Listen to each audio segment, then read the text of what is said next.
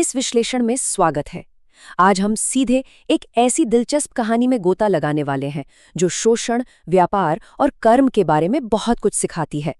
यह कहानी शीतलपुर नाम के एक बेहद ठंडे गांव पर आधारित है, जो बताती है कि कैसे सच्चा हुनर आखिरकार अन्याय और बेईमानी पर भारी पड़ता ही है। चलिए शुरू करते हैं। तो इस कहानी की शुरुआत होती है कड़ाके की ठंड वाले शीतलपुर गांव से। चलिए जरा इस माहौल की कल्पना करते हैं। यहाँ माधव नाम का एक बेहद गरीब लेकिन गजब का रसोइया रहता है। उसके हाथों में मसालों का ऐसा जादू है कि उसके बनाए पकौड़ों की महक मीलों दूर से लोगों की भीड़ खींच लाती है। लेकिन इस बेहतरीन हुनर के पीछे की सच्चाई सच में दिल तोड़ने वाली है। इतना शानदार खाना बनाने के बावजूद खुद माधव की छोटी सी बेटी इस भयानक ठंड में बिना किसी गर्म रजाई के ठिठुरने को मजबूर है। अब 100 रुपए के इस आंकड़े पर ध्यान देते हैं। ये माधव की रोजाना की दर्दनाक सच्चाई है। गांव का सबसे मशहूर गजानन मिष्ठान भंडार सिर्फ और सिर्फ माधव के हुनर की वजह से सफलता की ऊंचाइयों पर है। लोग वहां सिर्फ उसके पकोड़ों के लिए आते हैं। लेकिन वहां का मालिक एकदम अक्खड़ और लालची सेठ गजानन माधव को दिन भर की हाड़तोड़ मेहनत के बदले क्या देता है? सिर्फ 100 रुपए। ये इस बात का बिल्कुल सटीक उदाहरण है कि कैसे एकाधिकार वाली बड़ी दुकानें हमेशा असली हुनर का फायदा उठाती हैं। अब आगे बढ़ते हैं हमारे अगले हिस्से की तरफ, सेठ का झूठा वादा और एक धोखेबाज बचत योजना। जब हालात बिल्कुल बर्दाश्त के बाहर हो जाते हैं और माधव अपनी बेटी के स्कूल और गर्म कपड़ों के लिए सेठ से 5,000 रुपए का छोटा सा कर्ज मांगता है, तो सेठ साफ इनकार कर देता है। उल्टा वो उसे एक आर्थिक जाल में फंसाता है। इस हिसाब में उस धोखे का गणित देखते हैं। सेठ वादा करता है कि वो माधव की दिहाड़ी बढ़ाकर 400 रुपए कर देगा, लेकिन सच्चाई क्या है? वो नकद के रूप में वही पुराने 100 रुपए ही देता है और दिखावा करता है कि बाकी के 300 रुपए वो रोज एक डायरी में माधव की बचत के नाम पर जमा कर रहा है। देखने में कैसा बढ़िया लगता है ना? पर असल में ये एक गरीब की मजबूरी का फायदा उठाने की एक घटिया चाल थी। यहाँ से सबसे बड़ा आंकड़ा निकल कर आता है, 1,08,000 रुपए।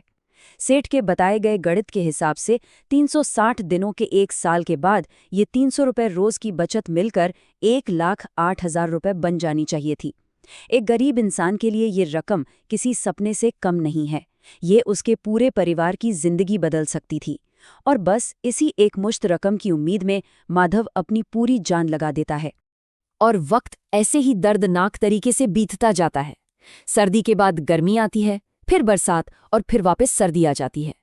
इस पूरे एक साल के दौरान माधव बिना थके रोज 17-17 घंटे की कमर तोड़ देने वाली शिफ्ट में काम करता है। उसका लक्ष्य सिर्फ वो आखिरी भुगतान का दिन था। वहीं दूसरी तरफ उसकी पत्नी कावेरी एक एक पैसे के लिए भारी जद्दोजहद कर रही होती है। कावेरी का घर चलाने का तरीका सच में कमाल का है। जरा खर्च के इस हिसाब पर गौर करते हैं। कुल 100 रुपए का भूखमरी वाला बजट, जिसमें से सब्जी और दाल के 50 रुपए, घर के खर्च के 40 रुपए और बच गए सिर्फ 10 रुपए। ये 10 रुपए वो रोज एक आपातकालीन गुल्लक में डालती है। क्यों? ताकि अगर अचानक कोई बीमार पड़ जाए तो किसी के आगे हाथ न फैलाना पड़े। ये उस परिवार की हिम्मत और लचीलेपन का सबसे बड़ा सबूत है। लेकिन जब एक साल पूरा होता है तो कहानी में एक बहुत बड़ा और भयानक धोखा सामने आता है। माधव जब अपनी जीवन भर की उस कमाई को मांगने जाता है तो सेठ गजानन उसके मुंह पर एक खाली डायरी फेंक कर मारता है। वो सरेआम भरी महफिल में चिल्लाता है, कैसे पैसे और 1 लाख? तू पागल तो नहीं हो गया? देख ले, इसमें तेरे नाम का 1 पैसा नहीं लिखा। रोज 100 लेता था, वही तेरी औकात है। सेठ उस पूरी 1,08,000 की रकम को देने से साफ मुकर जाता है। और यहीं से शुरू होता है अगला पड़ाव, न्याय, नई शुरुआत और उद्यमशीलता की चिंगारी। अब माधव के पास पुलिस को दिखाने के लिए कोई पक्का सबूत तो था नहीं, तो निराश होकर वो गांव के मुखिया सरपंच चौधरी रघुनाथ के पास जाता है। और यही वो मोड़ है जो सब कुछ बदल देता है। सरपंच बिना सबूत के सेठ का कुछ नहीं बिगाड़ सकते थे, लेकिन वे माधव के असली जादुई हुनर को बहुत अच्छे से जानते थे। इसलिए वे माधव को अपना खुद का व्यापार शुरू करने के लिए 2,000 रुपए का कर्ज देते हैं। ये दिखाता है कि किसी इंसान की मेहनत और सच्चाई पर भरोसा करना ही सबसे बेहतरीन निवेश होता है।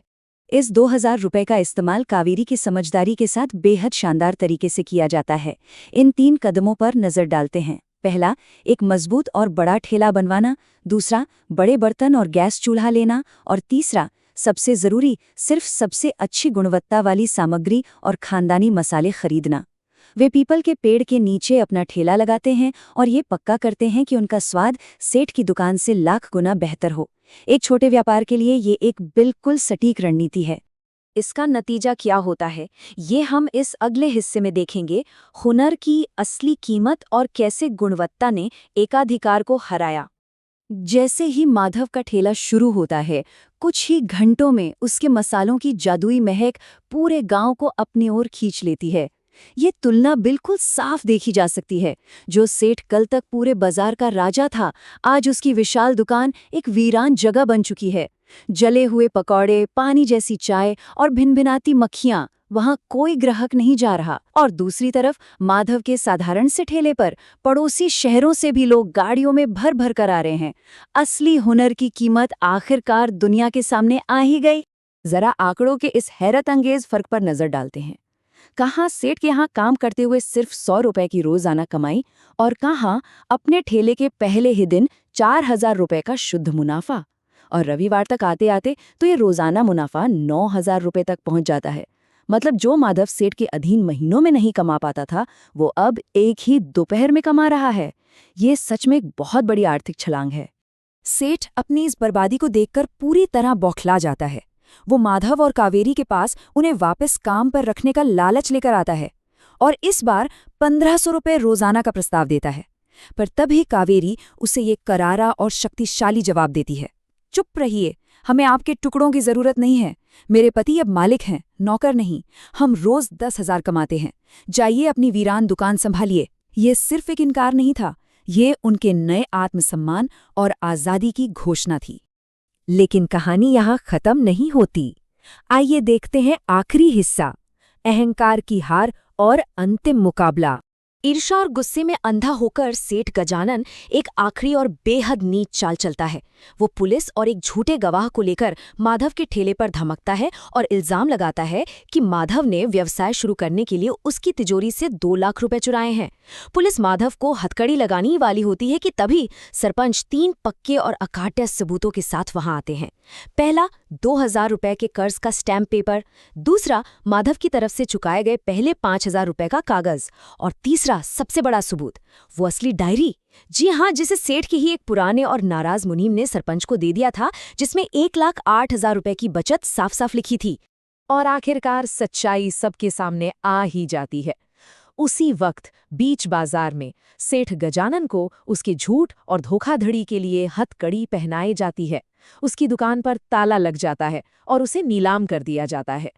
जो धोखे का महल उसने खड़ा किया था, वो अपने ही बोझ तले ढह जाता है। और वहीं दूसरी तरफ माधव और कावेरी अपने नए और सुरक्षित भविष्य को देखकर मुस्कुराते हैं।